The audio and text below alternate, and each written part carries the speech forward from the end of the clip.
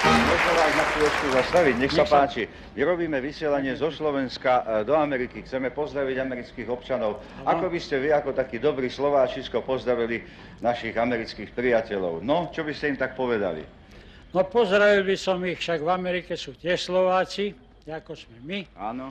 No a pozval by som ich, aby prišli nás navštíviť. Máme tu dobré veci, niektoré dobrú piatiku napríklad. Takú slivovicu v Amerike nemajú, jak my máme. A pijete pravidelne a vytrvale, alebo len sem tam? No ja nepijem, ja som už dôchodca, mám slabý plat, to viete, teda dôchodok.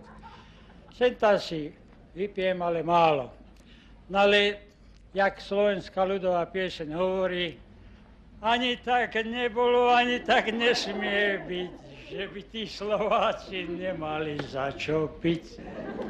Americkí penzisti, prídite sa k nám pozrieť. Budete nám mať čo závidieť. Daj vám Boh šťastia. Vy prosím hovoríte aj anglicky trošku? Viete, aby vám lepšie rozumeli v tej Amerike?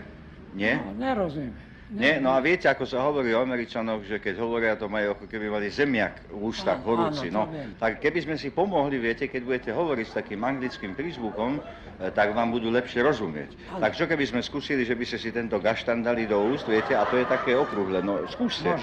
No skúste, a to bude ako anglicky, keby ste hovorili. Tak ako by ste pozdravili týchto vašich anglických, amerických priateľov? Americký spol. No môžete, kľudne hovoriť. Americkí občania.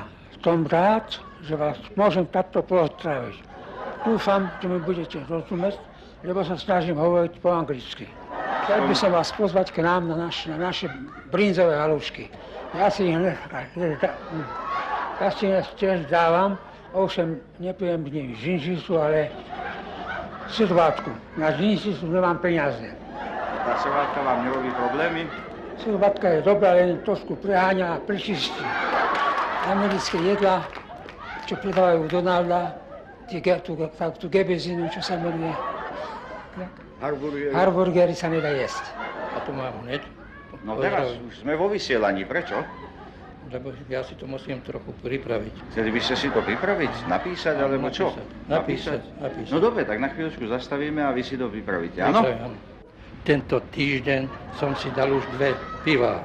Neviem, či vy v Amerike si to môžete tiež dovoliť. Dokonca máme aj teplé večere niekedy. Je škoda, že ste už nedoniesli tie doláre, ktoré ste tak veľmi dlho sľubovali. Bolo by nám ešte lepšie, no nevadí, aj tak tu žijeme lepšie.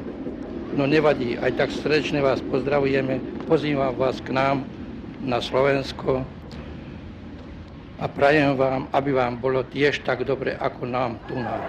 Dovidenia. Goodbye.